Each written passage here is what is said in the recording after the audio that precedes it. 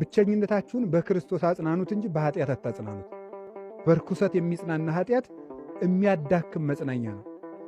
ኃጢአት መልስ ሰጥቶ አያውቅም። ኃጢአት ሌላ ኃጢአት ማድረግ ይፈልግ። አንዳንድ ጊዜ ሰይጣን ከኃጢአት ወደ ኃጢአት የሚመራ ምን እያለ ይመስላችኋል?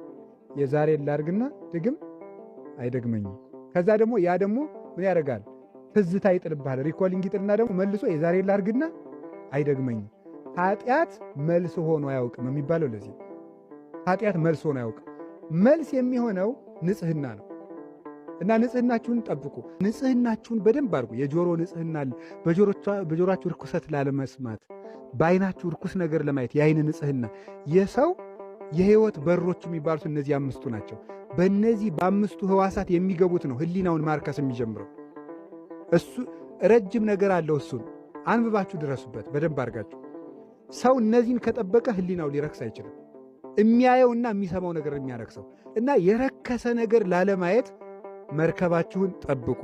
ከዛ ሌላው እንዳይበላሽባችሁ። እቅዳችሁ ይበላሻል፣ ተስፋችሁ ይበላሻል፣ ስራችሁ ይበላሻል፣ ገንዘባችሁ ይባክናል።